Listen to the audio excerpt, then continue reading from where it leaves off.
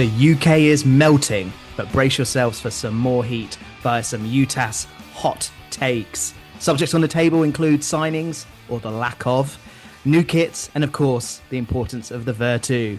And to make today's pod even more special, UTAS goes global, as we've got Tom Walker's World Cup diary. Hello, and a very warm, yes it is warm, welcome to Under the Abbey Stand. My name is Jordan Warland.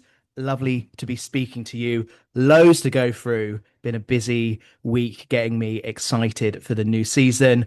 I'm joined by two very excited looking faces. First up, Mr. Swindlehurst. Good to see you, mate.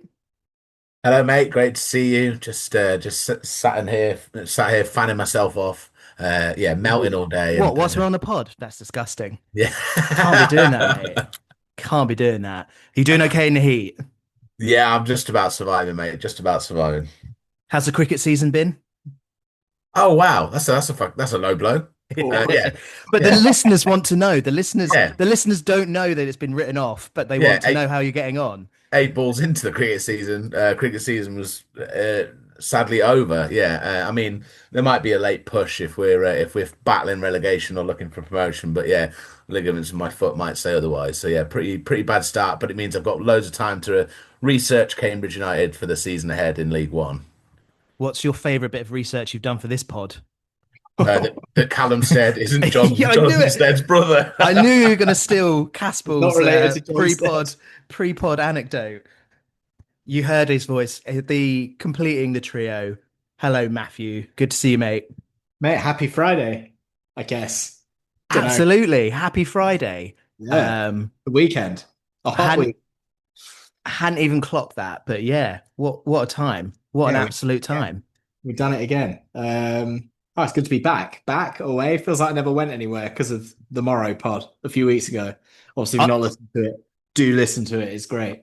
I was gonna shoehorn that in. It was a good pod, Plug and it, plug away, man. Plug away. Go for it. people should listen to it. And I even thought about it when I saw the away kit launch and Armand Une is in there. And I was like, who else was knocking around at those conference days? Yeah, good Um, stuff. Armand is, I said on the group chat, Armand on A looking a bit more like Armand 2A. Yeah. He's Well, looking quite five XL fit. is the rumor I've heard. Well, I mean, it's great for our fan base to see like it's like body positivity representation of the fan base in kit release format, right? I guess we do have to tip our hats to the club. Both the kit release videos so far have been great. If the third kit is the alleged pink one, I can't wait to see how that pans out in a video. But yeah, I was in stitches that the away kit video. I thought that was some great cameos, and then yeah, Armand in there. Look, just from nowhere. Don't know whose idea that was. Just great stuff. Great stuff. My favorite bit though is lots of people saying that his son is actually really good at football. Yes. He had a good season last year on loan at Lincoln. I think he's at Sheffield United. So was this actually a ploy to plug I don't know if he's a forward or a midfielder, but to plug one of the many holes that we have in the squad this summer. Let's see, I guess. Cool. Should we crack on? There's lots gone on this week.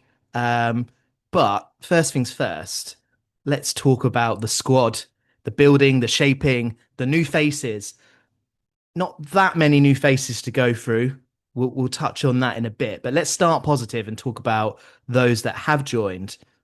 First up, first signing of the season, not related to John Stead. Callum Stead signed on a 2-year deal, 13 goals last season for Barnet, 5 of which came in one game, Swindle. I mean, that's pretty impressive stuff. Talk to me about your thoughts on this signing. Are you happy with this one?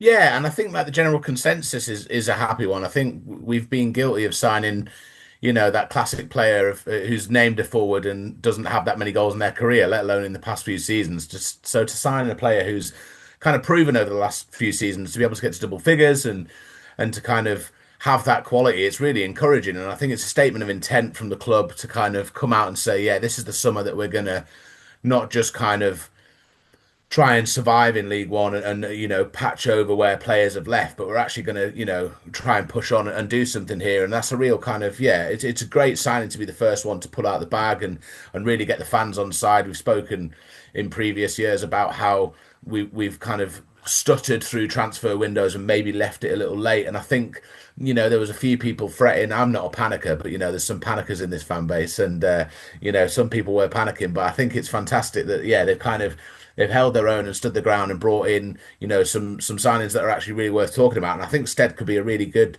acquisition at this level, and still 26 years old as a forward, still kind of in his pomp. So this could be a real kind of marquee season for him, and I think it's a real positive one for United, and be nice to see kind of how they complement that signing with more signings. But again, we'll come on to the signing as well, and I think both just a kind of mark of where we're at. And I think with Harris and his kind of backroom staff, but also the people at the top at the club who are running it and have their say financially. I think it's showing that we're in a bit of a different position than we were when we came up to League One last, and we're already making a bit more noise than we had done then. So yeah, really positive and a really great first one to get through the door. Swindle, you're a man that likes a pun or two. Did you see that announcement and you just instantly thought steadfast? I can get that in over the course of the season. Where did you go pun wise when the news was announced? Yeah, I mean it's a really good one. Also, any name that has like a million rhymes, is fantastic. So a one syllable, well rhymed word is kind of open, and hopefully it all goes really well. I don't have to use kind of, anything to do with dead or in bed or anything like that. But yeah, I think there's plenty to go on with Stead, and Steadfast, of course, is a great one. Overfed, if you're going back to Armando One. Oh, Jesus. I went back through the group chats. I knew I'd put some terrible pun in there. I said, building up a stead of steam. No, no one replied. Just completely ghosted. Do we title this first pod of the 26-27 season? Because if so, that's got to be in the running for putting it in there. I don't know. One to mull over. I think steady on will be always It's Steady too on. obvious. Stead of steam. It doesn't work because those words are only one letter apart and they're pronounced differently. So it's either got to be Steed of Steam or Stead of Stem, I think. Who made you the rule of puns? That's it. We'll keep working on it. Clearly, need to. Let's loop back to Callum Stead, the person, not the pun. I like this transfer. I do. I like the work ethic that Callum Stead has, like his reputation has, and if you've seen him play, versatile. He can play sort of anywhere across sort of the forward line, either through the middle or sort of behind a striker, maybe sort of a bit wider as well. I like those elements. The jury is a little bit still out for me though. Caspel, get your thoughts on this, in that the Callum Stead of last season, if we've got the Callum Stead of the second half of last season, then happy days, because he got most of those 13 goals in the second half of the season. I think the season before he had a really good year for Barnet as they got promoted in quite big style from the National League. I think he had a slow start adapting to League Two, and from what I've read and from what I've seen, he is a bit of a confidence player. Didn't have the best of starts last season, dropped out of the team for a little bit, came back in, got the first couple of goals, and that's where the confidence kicked in, and then had a really strong second half of the season. So why the jury's still out for me is he got a lot of opportunities in a Barnet side last year and the year before that's very attacking, had a lot of chances, and if he missed, the first one, there was going to be more opportunities coming his way. And if he's a confidence player in an attack for Cambridge United, in an attacking line for Cambridge United in League One, I just don't think we're going to get as many opportunities. So I'm a little bit jury out in that area. What are your thoughts, Caspel? Yeah, I mean, I see where you're coming from. I guess looking at just his career history, whilst a lot of it's non-league, he has just consistently scored goals everywhere he's been, right? Like every team he's played for. he's got a pretty good like goal scoring ratio, including my hometown club, obviously Hitchin Town, across 2 spells, which is always good. Joining the I was going to say, any previous strikers from Hitchin Town that you could drop in? well, I mean, we got a few, mate. Obviously, yeah, no, obviously Zima Abbey is who you're talking about, right? Of course. No, I mean, I get where you're coming from. I think the thing with Stead is, I mean, there's tons to like about it as a transfer. Feel like in past summers we've gone weeks and months. We've signed like midfielder, defender, keeper, whatever. There's just been a glaring hole of like we must sign a striker.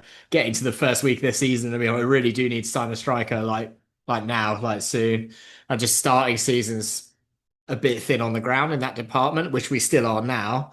And I think the thing I like about this, I don't know whether the club's done it deliberately or it's just circumstantial or whatever, but they've gone out and signed a goal scoring, a player with a really good goal scoring pedigree. I think the thing with any strikers and the mistake we've also made in some of these transfer windows gone by, we just haven't had enough personnel. Like, there's not been enough competition around it. Like, you want Stead as part of a unit of 4 strikers, ideally. You need for him to be able to get injured and for it to not be the end of the world. You need for him to be able to come in and out of form and for that to also not be the end of the world, right? So if he's in great form and he's fit and he's going really well, excellent. Like, he's going to start and he's going to keep starting games. If he's not so good, then yeah, we need a unit. But what I'm saying is we need to go on and sign 1 or maybe 2 more I strikers still, right? Like, I completely agree, and I would say in that department it needs to be more definite out and out striker because I'm kind of seeing Stead as maybe playing well, he's a 10, right? behind, yeah, Yeah. behind a striker, and though if we continue with that 3-4-2-1 from last year, which was really fruitful formation for us, he could play in that role behind a number 9.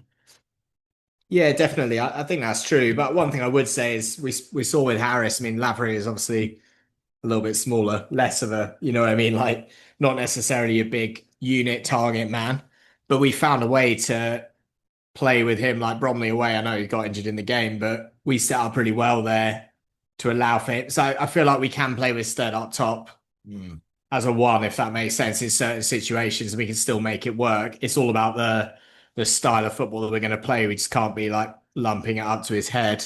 I think it's likely more often than not we're going to play with a lone striker in almost every situation. And that says to me that if we are going to sign like a target man or an out and out 9, we probably only need 1 of those, frankly. So this sort of profile of player is exactly right because there's a one where he could play on the left wing, right wing, or as you say, in behind the striker. So it's giving us options and versatility. And you got SK, Ben Knight, you got this guy as well. So we've got really good options in that department.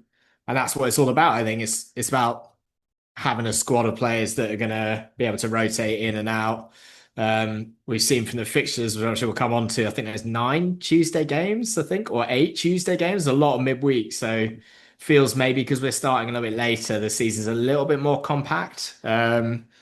So there's going to be a few moments during the season where we've got, Saturday, Tuesday, especially when you throw in the Vertu and the cups and so on. So we just need a squad of players, need to keep signing strikers. We need for Stead to not just be it. I think he will be good. I think him and Apare sounds like a really interesting potential combination. I think Apare could also be fine if you know what I mean in the right sort of unit. So we just got to see what happens basically. And importantly, first round of the Carabao at home to Barnet. What a time! What a time to step up and stick it to your former employers in an important trophy.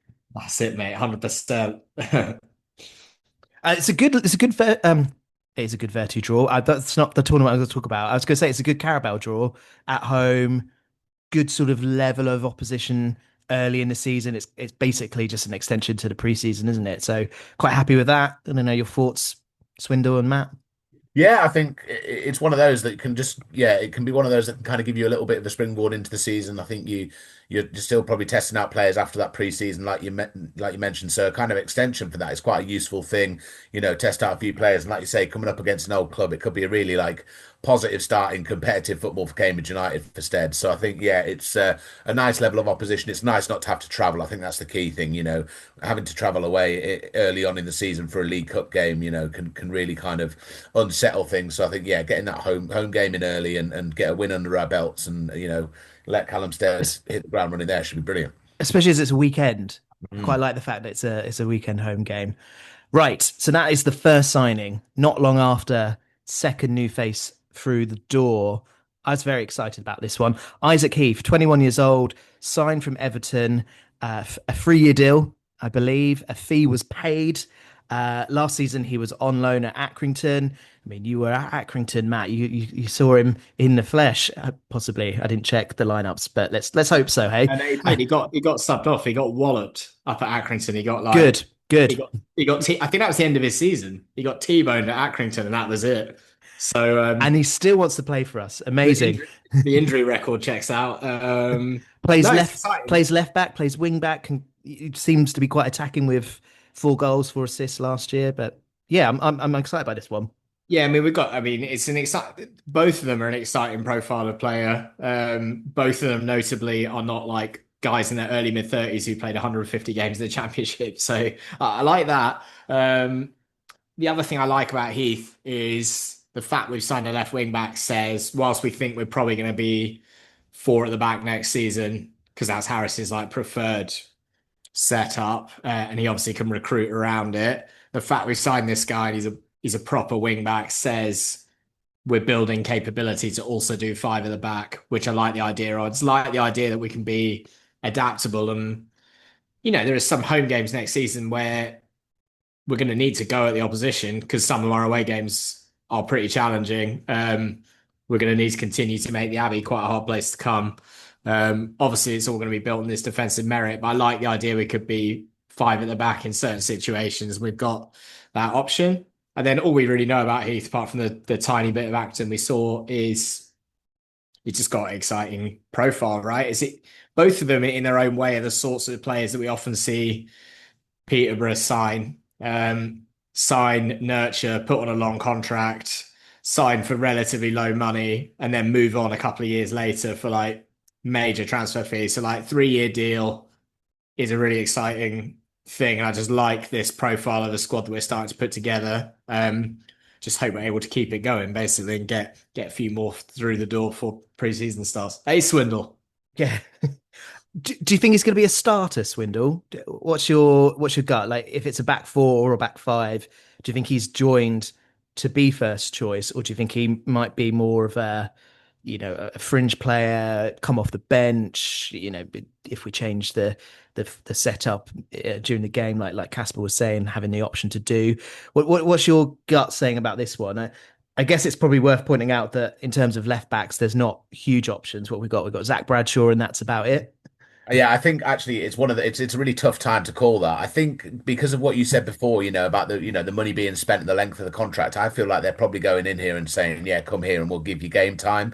I think you look back to his time at Accrington, and I think he started that really well. It was in one of his first games, he picked up the ball kind of inside his own half, ran through and scored, in that game and just looked unbelievable, like really good pace. So I think that's something that's quite exciting. And I think when you go up to a league like League One, there's a big step up, there's a big change in football. I think there was quite a lot of attritional football played in League Two last year, and we weathered storms and we played good football ourselves and we ground out results when needed. But I think there'll be a bit more actual football played. And I think a player like that is someone that you want in the squad.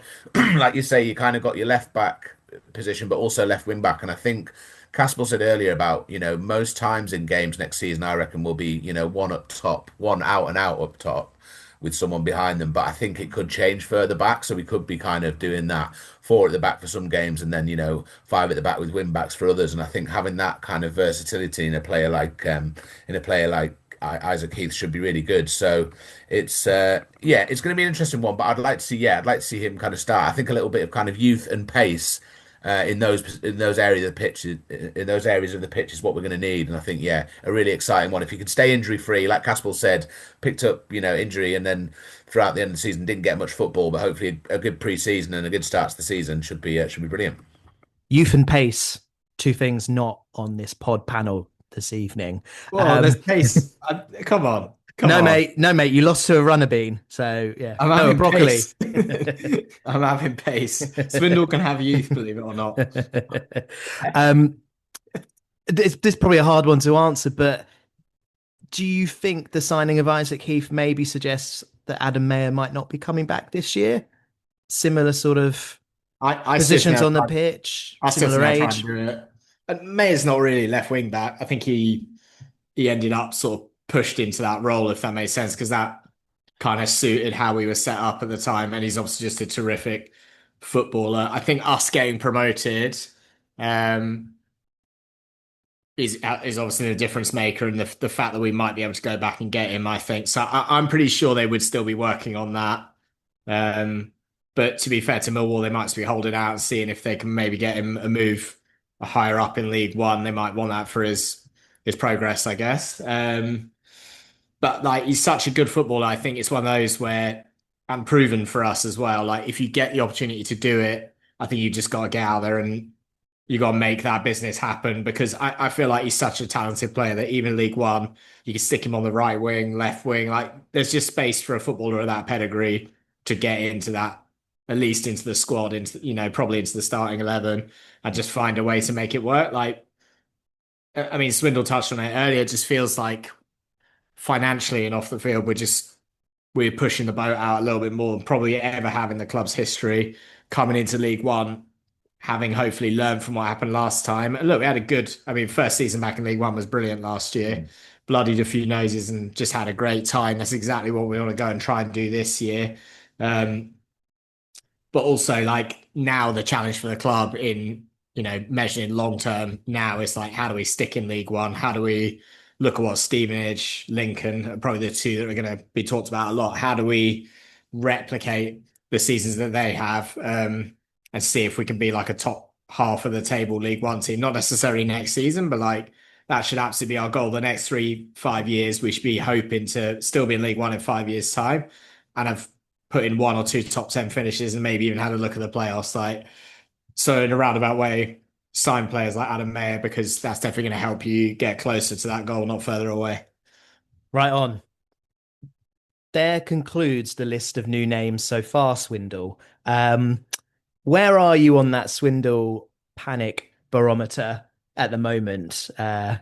I'm not as kind of whirlwind-esque as people might think. I think because of the levels of signings and the kind of thought that's clearly gone into them, that, the proven track record, but also like investment in youth and excitement around the players. I think we've, invested well. I think another couple will come, in the next fortnight, and then it'll start to take structure, and, the pre-season will kick off, and names will start coming through the door. I think, I absolutely hate the phrase trust the process, but there is a little bit of a case of that at the moment, where you kind of got to believe in what's going on behind the scenes at United, and who's having the conversations, and that they're having the right conversations. So yeah, I think as long as they keep coming in as the caliber of that, and we've done good business the other way as well. So I think it is just a sign of a team that are a bit more kind of have their ducks in a row than we were the last time we came up. And I'm not panicking yet, but don't worry, there's still panicking in the tank.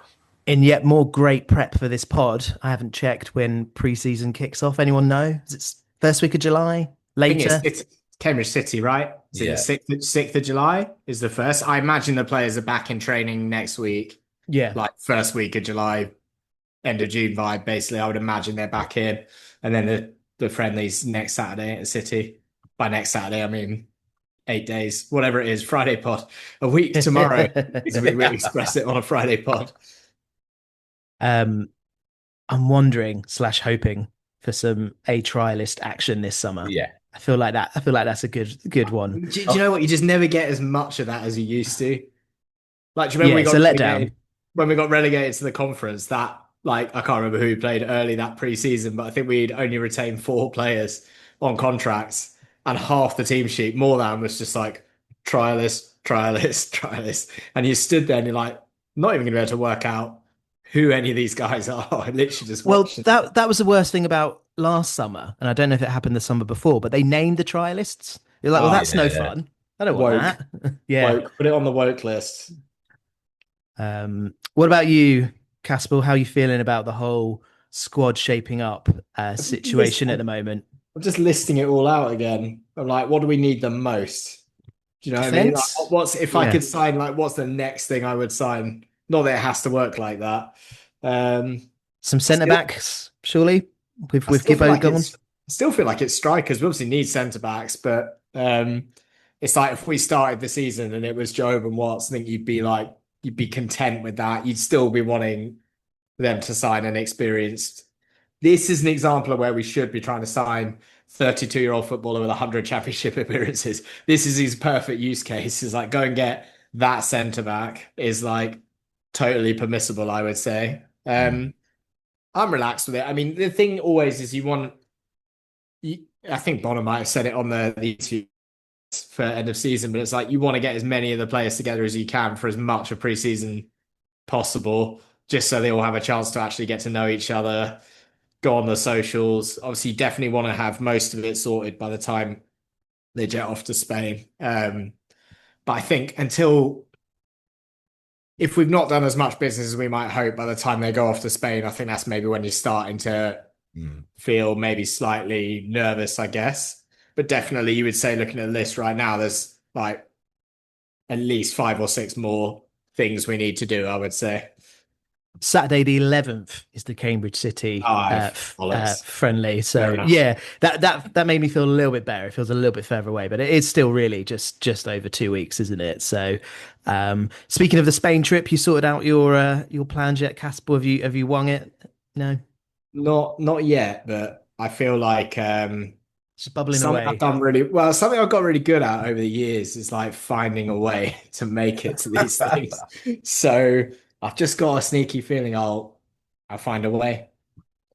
Obviously, swindle with your ankle bracelet on. You're not allowed to travel, but yeah, it'll still be good. I mean, insane, absolutely insane. Yeah, okay, Oh, let's let that one go. yeah, a little bit, a Crazy. little preseason vibes going on. Yeah, of Some course. jabs. Caspel mentioned signing a striker first, Swindle.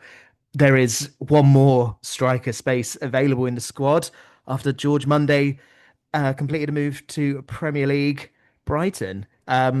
Great move for him. Sounds like a great move for the club as well in terms of the fee received. Give me your thoughts on this one. And I guess the first question is, were you surprised when this news dropped? Yeah, massively. It came out of nowhere, really, for me. I mean, I think it was a good little loan spell he had at Hereford last year, and like had obviously impressed. And there were big calls to get George Monday back from some United fans. When we were kind of struggling up top, and Lavery went out again. I think there were calls to get him back, and I think there was some technicality which meant we couldn't, or anyway we didn't. But he's gone to the Brighton Academy, the under 21s, and obviously he's very been heralded by the people who've seen him. I think that some money has changed hands, so I think it's great business, and I think someone like that, we've seen youth prospects from Cambridge kind of go on and not necessarily push on. So really, hopefully for George Monday that it goes well and it's the right move for him. And sadly, we weren't able to see that promise in a Cambridge United shirt. But I don't know that there were many people necessarily kind of factoring him into our League One plans next season, and I think that's absolutely fine. And he could have been a player that we'd used to loan out and used in that kind of aspect, but we didn't. And yeah, good luck to him. Brighton, we've seen fantastic players come through Brighton, set up and go on to massive things. So if George Monday could be another one in that, then that would be brilliant. And that Cambridge United tenure, Cambridge United legacy would always be there with him. But yeah, fair play to him and to everyone involved for getting it done. But yeah, came out the blue for me for sure. Yeah, completely agree. Caspel, young Cambridge player going to Brighton. Is he the next Chris Holroyd? I know he's not. Oh He God, wasn't an academy player, but he was pretty young. got about that move for Holroyd, if that makes sense. Well, hopefully not for his sake. Obviously never really got to see him Monday, so don't really know. He's got that. He missed the penalty in a Vertu game, so I just naturally assumed you didn't like him. Well, anything that stands in the way anything that starts between us and the Vertu, Aussie can get got. No, I mean Swindle covered it there. Like great business for us, I think. It's just we just don't have a great history of monetizing these players well. So it's a really nice thing to see. It's a shame from that sort of romantic standpoint that you haven't got like youth player. He joined the club when he was 9. He's not like broken into the first team, done 6 months of good football, and then got himself a really good move because that's like a bit more fun for us to witness. But yeah, it's just really good for the academy and just really good for our whole transfer window that we're in right now. I would say it's unlikely that what we've done in terms of transfer money going out is more than what we've got in for Monday. So I think we're on like a net positive of players, personnel, and a bit of cash as well, which will be useful for the rest of the window. And it's nice. We'll see what happens. Obviously, we've got Brighton under 21s in the Vertu, so he'll be back. Yeah, show us what we're going to miss, unless it's a penalty. Yeah, it does feel like this preseason so far, and touch wood, it continues. It's a lot of praise for the club. Good signings, good profiles, good sort of moves in terms of signing people that perhaps we've missed out on before. Those younger players, longer contracts, as we're talking, and then also some good moves on the outgoings as You, well. you say this, but if we lose our first 3 or 4 games, and this is the profile of player we continue to sign, Yeah. people will be clamoring. They'll be like, where is the experience? We got rid of Morrison, we got rid of Brophy. Like you just know how this narrative could play out as well.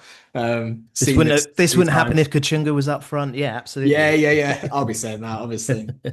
Well, talking of losing those first few fixtures, Caspel, yesterday, of course, was fixture Yes. release day.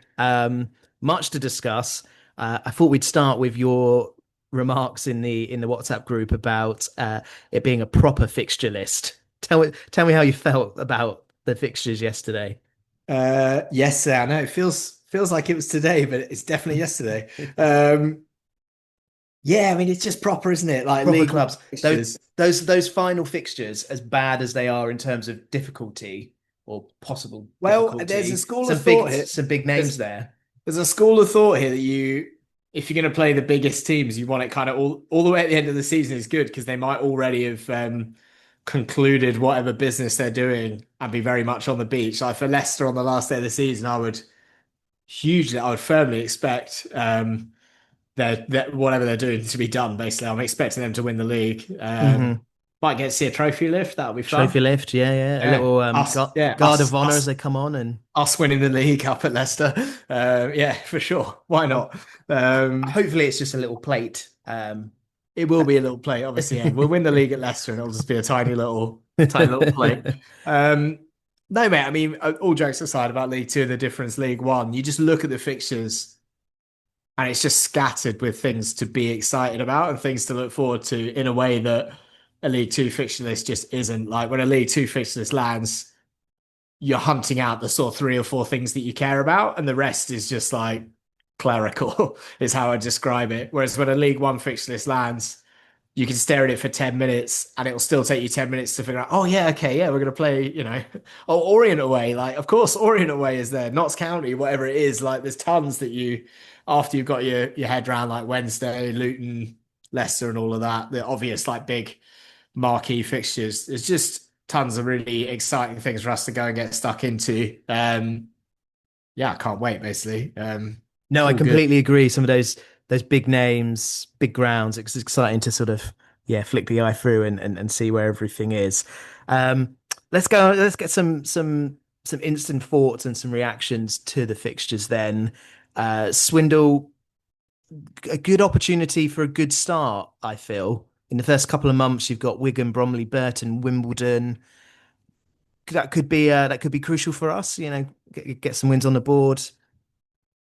Yeah, absolutely. It's one of those. I think it's really nice to have a kind of a good home game to start the season as well. You're never quite sure how the season's going to start, and like a solid home game on a Saturday, have a nice sunny Saturday against Wigan, and then travel to Bromley. I think could be quite a kind start in what's going to be a very long season. And Caspel's mentioned already the Tuesday nights, and I think just getting a few wins under our belts, kind of early doors, will be a really good start to this League One campaign. And I think you go through into October, and that's when it really really starts to hot up. And Caspel's already mentioned like the likes of Orient away, and you see Orient away on Halloween, and then suddenly you're into November. And I think it would just be really good for us to get a really good start. I think you saw last season, our start was what made us falter, and obviously it's going to be a completely different season, and a different kettle of fish entirely. But I think it still should be the kind of thing that we try and improve on from last season is how we go out from the start, and it really could kind of shape the season if we go in there with a few early wins and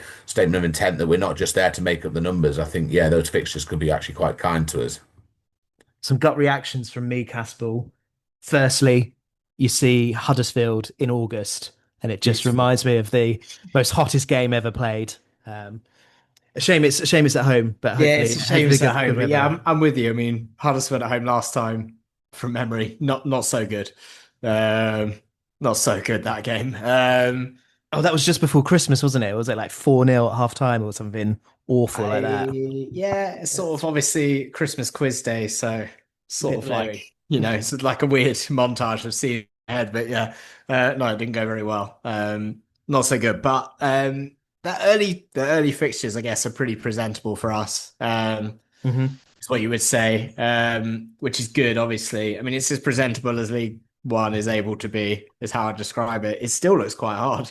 Yeah, I think December looks really hard. I think December could be a really tough month. You host Leicester on the first day of December, and if they're anywhere near where they could be, that could be a really tough one. And obviously we've got varying memories of MK Dons away, and then Stevenage is always a kind of a tricky one for us, whether it's home or away, and a trip to Notts County on Boxing Day. So and then Donny at home on 29th. That could be a really tough month. They often say that December is a make or break month. In at both ends of the table, or can really kind of form your season. So I think that's one to kind of highlight, and a real incentive for the players to kind of get a run together before that point, because that could be an absolute stinker of a month.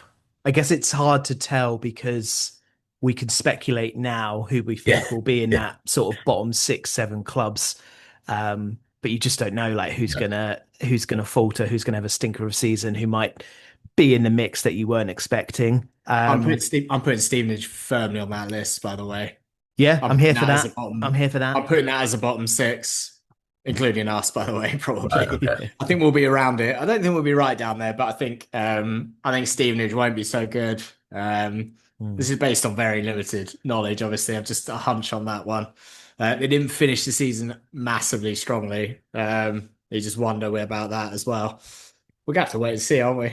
The lots of Tuesday nights is worth talking about, Caspel. Specifically, the fact I was really excited by Wimbledon away. It's like, April, that'd be lovely. Last time we went, it was warm. No, that's midweek. Unless, of course, we make it to the Vertu final, then it might get rearranged. But I think the other thing that you get the fixture list and then you work out the international breaks. I think it's Luton away and Sheffield Wednesday away at international break. So they're also going to be kicked Tuesdays. And suddenly I think it'll be 11 Tuesdays. Thinking, shit. And that's before TV's had their way with anything as well. You're thinking we're going to play a quarter of our season midweek. And we are famously not so hot on those midweek fixtures. So hopefully we figure that one out this season as well. I don't know who's dreamed up Bradford away on a Tuesday night, by the way. It's just cruelty, that. It's just ridiculous. So another fixture we've not been that hot on is Borough away. In November. Yet again, it falls in November. Thoughts on that one? I don't know. It's icky, isn't it? I think all the jokes we made last time about instead of getting in there for the first half, just stay in the pub for the first half. And then if it's going okay at half time, maybe then go to the game instead of having to leave at half time. Maybe just bow the first half out. We got to be up for all these, I think. With Neil Harris and the way we're going to set up, I'm just hoping and praying we'll have a similar season to first season back in League One under Mark Bonner. And we'll get 3 or 4 like really eye-catching away results, basically. And hopefully that obviously can be one of them. That is a missing kind of piece for a whole generation of Cambridge fans, I think, is a win at London Road. So I think we're definitely due, is what I would say. But let's see what happens. Elsewhere on the fixture front, we touched on Barnet at home for the Carabao. We also know the Vertu situation. Brighton, under-21s, Northampton, and James Brophy's Gillingham are in our Vertu group. Good opportunity there. Let's skip forward past that because I'm not sure there's much more to say on the Vertu. Elsewhere in news, before we wrap up, we have our home and our away kits now available for those of you listening that for some reason haven't seen either of those. The home ones are very nice.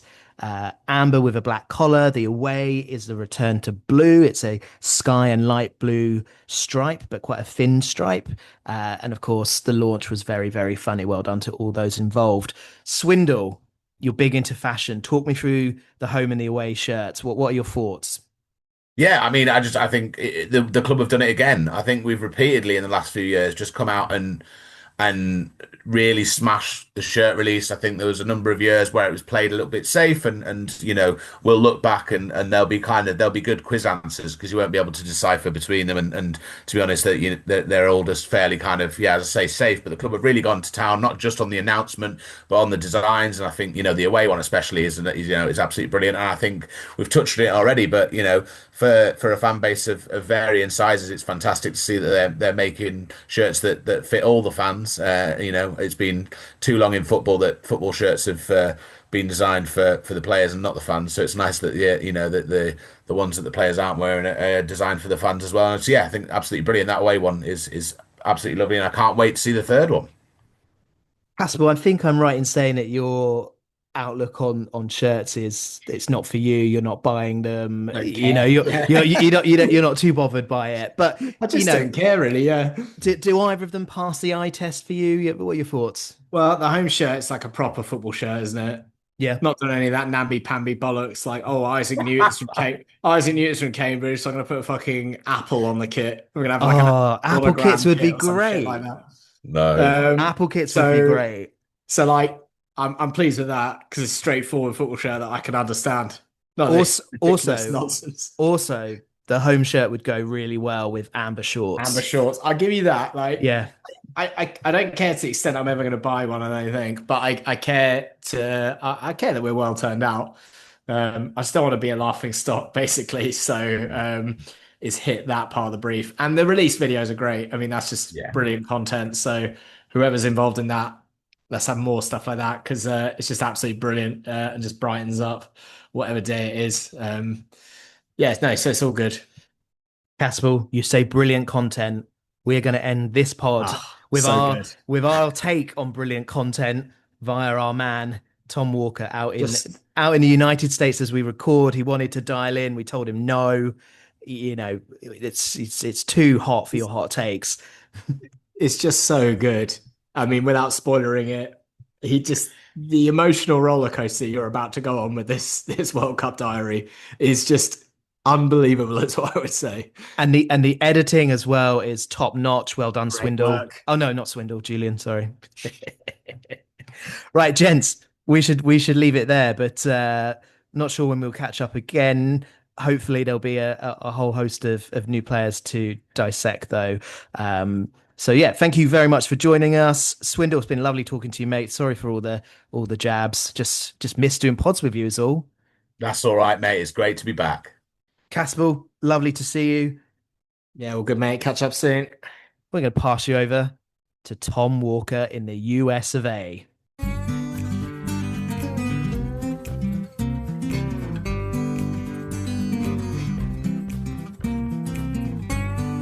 Gavin Champagne coming to you live from the walk between a pub or a bar or the thing in Arlington, Texas, towards the AT&T Stadium. What have I done so far? So I went to New York for a few days, which was great. I had the pleasure of having the company of Mark Green, which was great. He showed me basically the entirety of New York, which was tiring and good at the same time. I'm not sure how those two things go together, but they do. What did I do in New York? I went up a big building. I went up a really big building, sort of Rockefeller Center. Have you heard of it? Apparently, the guy that owns it's kind of rich. I went to the baseball, which is, obviously not cricket, not as good as cricket, but it is still a bat and ball game, which was fun. Long periods where nothing happened. I didn't really know what was going on, which is kind of similar to probably 90 or 95% of my week. But, on my holiday. It's my holiday as well, all that sort of stuff. And then, flew over to Dallas, which was cool. Had a look around Dallas. Dallas went on the Reunion Tower, which again is just a big tall thing. And you go up and you look at probably 40 or 50 skyscrapers in front of you. I'm kind of of the opinion that once you see one city that's great to skyscrapers, you kind of see all of them, but it's cool to see something different, I guess, for a change. And on the way to the AT&T Stadium, it's called Dallas Stadium, by the way, in case people are listening. They've sort of tip-etched out all the AT&T logos, which is a bit weird. It looks, I can literally see it now in front of me. It literally looks like a spaceship. It's a big dome. It's got a roof on it. It's air-conditioned. So thank God for those hydration breaks. And look, who fucking knows how England are going to get on this? I think we've got a hell of a chance of winning the tournament. It's all been a bit cagey so far. Obviously, France had a good comeback, but they were not good for most of the game. And the rest of them have been a bit crap. Obviously, Spain drew with Cape Verde, which is, I guess the equivalent of Manchester United drawing with Cambridge away from home, which obviously is not going to happen. I'm absolutely buzzing. I'm going to send the voice up just after this as well, after the game, sorry. Which might have quite a different tone. I'll tell you at the moment, I'm quite happy with having Thomas Tuchel as manager. And what follows might be quite a lot more abusive, offensive, whatever word you want to put in front of that. But here we go. England at the World Cup in Dallas. It's kind of cool. And it's live.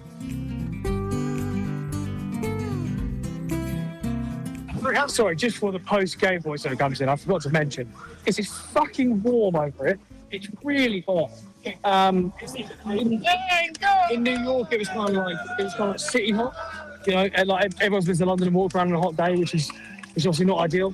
Oh, the England team bus has just driven past while I'm bemoaning the weather. I'm sure that's not a bad sign. What's that to come?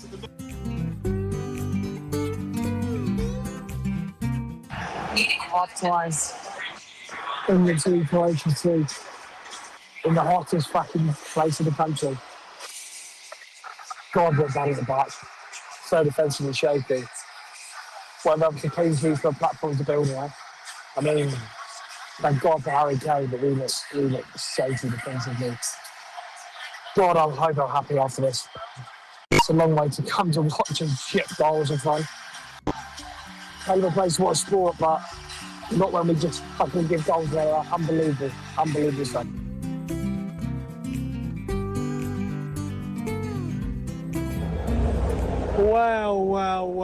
Wow. England 4, Croatia 2. I mean, you run out of words for a player like Jude Bellingham, don't you?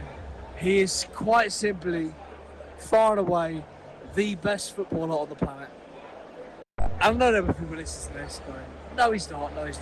Messi, Ronaldo, all that shit. Fuck that. Jude Bellingham is the best football player on the planet. It's simple as that.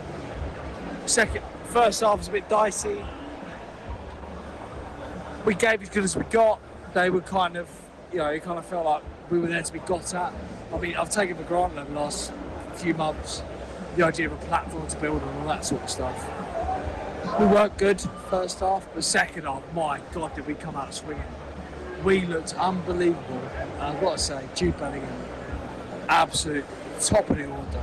What a footballer. I'm so happy that he's English. I mean, you can probably hear that I'm really happy. Sorry, Jude Bellingham. But my giddy on, he was absolutely immense. And look, England 4, Croatia 2. Look, we bounced onto Boston. We've had Croatia, we've had them in Dallas, we've had them in Texas. We go to Boston. Obviously, we'll absolutely batter the life out of Ghana. And look, there's nothing else to say. It is coming home. It's quite simply coming home. God, I'm excited.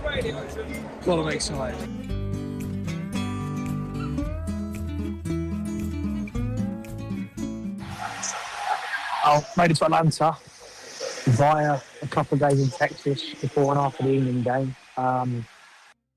The food in Texas is something else. Tex-Mex, barbecue, all that sort of stuff. Went to go see a rodeo show, which was kind of unpleasant, kind of entertaining, but once you've seen one man get thrown off the back of the ball once, you've probably seen it about 100 times. So didn't stay for the full entirety of that, but there we go. Made it to Atlanta in the end via a few hours delay, thank you to a pretty biblical Texan storm. We think we've got rain bad in England. Wait until you see rain and thunderstorms in Texas or the southwest of America, and then you'll know. But it's a fan zone, just in time to Scotland. Don't know how long's gone, 70 minutes. They're currently losing. Part of the course, isn't it, really? You know, I assume most of our listeners are English, so they probably find that quite funny. They've got the odd few who are Scottish or Irish or Welsh or something who want Scotland to do well, but yeah, unfortunately, it's not as good. Again, this increasingly growing English feeling throughout the tournament. The more football I've watched, the more confident I'm getting, because I don't really think anybody else has shown what we did in that second half against Croatia. I mean, we basically stuck into fifth gear and for 15, 20 minutes against a pretty decent side. One of the better sides probably in the 2018 tournament. Just totally took the game away from them, made it impossible for them to play, impossible for them to cope with us and obviously win the game. And no one else has done that. Having said that, while I'm in Atlanta, I'm going to watch Spain play against Saudi Arabia. So I'll probably come back to you after that. I might revisit that opinion. I might not. We'll see how that goes. I'll reiterate the level of the temperature, which is pretty mental. You'll also notice from this, I've just about got my voice back from the full-time whistle of the Croatia game, in which I had totally lost the plot basically by the time that had happened. But I suppose watching what is for me the best football player on the planet play at the top of his game, that will do that to you. But look, let's see how it goes. It's been an incredible few days so far. New York, Dallas, Fort Worth, now on to Atlanta. See what's got in store for us. Hopefully, we'll watch Spain falter, because it feels like they could be a bit of a thorn in our side at some point. But look, it's all about Boston really on Tuesday. England against Ghana. If we win that, then obviously we're through. We'll probably top the group. Then the real stuff starts. But yeah, let's enjoy the heat. Let's enjoy Atlanta and see how it goes. See you in a bit.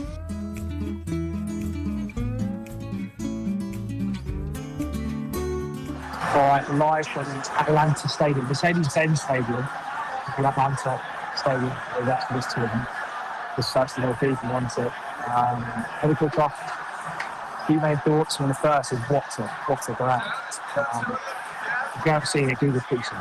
Pretty impressive. I mean, in fact, God for air conditioning, because Atlanta is hot, it's humid. You walk in here and it's like a glass.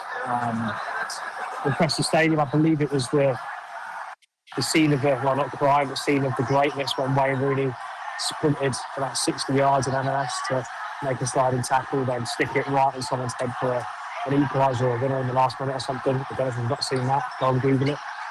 But three main reflections for me for the game. I mean, the first is, one thing I said earlier in the tournament was a few days back, or a few seconds back, if you listen to this, I guess, is I don't think anyone's looked quite as impressive as England has so far. Two things slipped my mind when I was watching the Germans last night. Germans missed 7 in their first game, then came back in and won last night. The last-minute winner, that feels kind of ominous. Lionel Messi in his first game for Argentina scored a hat-trick, which also feels kind of ominous. That's reflection number one. Reflection number two is how thankful I am again to the people in Atlanta, specifically people who run the stadium, because they're the only ones who told FIFA to swivel on their price in the ground. So I've kept it at normal concessions, and just to give you an indication of the difference that makes, I mean, in MetLife Stadium, when I went to Brazil, I went to Morocco, a regulation UK-sized can of Stella Artois, which, as we all know, is it's fine, but it's not premium stuff. That was $19 plus tip and tax, so talking over $20 for a can of Stella, which I was ashamed to say I paid for it more than one occasion. In here, it's $14 for a 2-pint can. So, do the maths on that. We're talking about a third of the price, really. All things considered, $2 for a hot dog, etc., etc., etc. So, brilliant stuff. Ground for the people. I mean, forget the price of the ticket coming in, which obviously is less than that, but you can only do so much, right? The third thing is, and reflecting before the game, very crucial to make sure it's before the game, this is absolutely massive. Because it's Spain against Saudi Arabia, it's a second group game. If Spain don't win this, they've got Uruguay in their final group game. Uruguay are a tricky opposition who also need the result, regardless of what they do in their game against Cape Verde. they could go out. Spain could go out here. Well, not today, but they could go out in the last game if they don't win today and win with some style. So it's a big game for that. I expect Spain to win. I expect them to win with some style, but hey, we never know. What if they don't? Then it's really on. That's really could be coming home. So we keep on England theme for now, but look, we'll see what happens. But yeah, a lot of apprehension before this one, defensive for the Spanish. So let's see.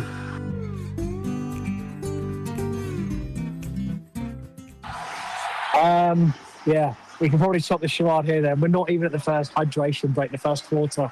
Not even half time. Not even halfway through the first half. Spain have rocked up.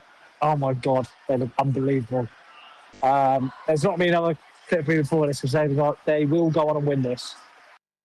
6, 7, 8, whatever. Saudi fans are game as fuck, but there's nowhere near as good. Spain at their best, irresistible. Yamal looks as on as I've ever seen anyone. I never thought I'd see one as good as Jude Bellingham at this tournament, but maybe there's one. Yeah, look, I'll check in probably again in Boston because you can go Google a score for yourself if you listen to this. You're not sure how it finished. It'll probably be, I reckon, between 6 and 10 because Spain look absolutely immaculate. And that's really, really annoying. For fuck's sake. Hey, at least only £7 for a pint, eh? We go again.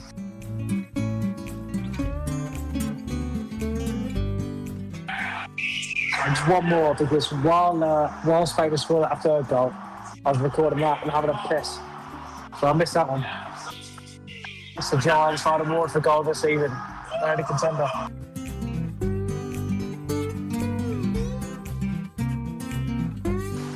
So Tuesday morning, live from rainy, cloudy Boston. It could not be more like home. Went to a pub called The Abbey in Cambridge, Massachusetts yesterday, which was quite good. Yeah, bit of a pilgrimage, I suppose. And they're used to that sort of thing over here. What's happened in the World Cup? Let's think. Oh, Argentina looked good again, didn't they? Oh dear, Lionel Messi turned up. Oh, Mbappe turned up in France as well. So my earth-shattering confidence that was probably just a few seconds ago, people listening, is starting to dwindle somewhat. But as I said, Tuesday morning in Boston, so on the way to the station to get the ludicrously priced train to Foxborough to watch England play against Ghana. Don't really know what to expect. Sounds like there's a couple of injuries. Rice doesn't sound like he's going to be fit. Saka's probably not fit, so it's two big players we're missing. We look like we're missing in the friendlies. So we'll have to see how it goes. I think Madueke is a good replacement. I think he'll do well. I think Ghana will leave space for him. And then Kobe Mainoo comes in, I presume, if Rice isn't fit. So it's good options to have, I guess, but we'll see how it goes. We should be in Foxborough in about 2 hours. And yeah, let's see. The atmosphere was very, very good last night, I have to say, amongst other things. So yeah, we'll see how it goes. Right, I'll check in again when we reach Foxborough and have pints in hand.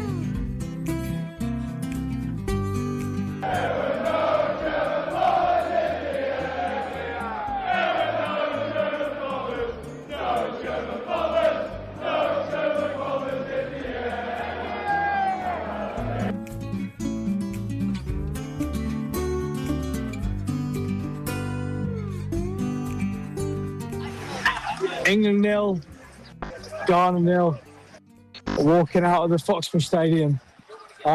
We were utterly abysmal there. All the worst bits of every worst England performance you've ever seen. And you can chuck it into one big circle and mix it up and stick it in a big fucking frying pan and serve it up, and that's exactly what it looked like. We were poor today. We weren't even the best team on the pitch. I think Ghana looked okay, you know. But, do you know what? They deserve their point. We deserved our point. We deserve nothing else. Oh, God. Look. It was never going to be easy, was it? Chance of a World Cup. But you know what? We should look better than Ghana. We should be better than Panama. It's really annoying because, well, it's what? 15, 16,000 England fans out have paid the money and done the fucking trips and all that sort of shit. And you know what? We should be better than Ghana. Right, here we're off. Anyway, England 0, Ghana 0. Back to the studio, Clive.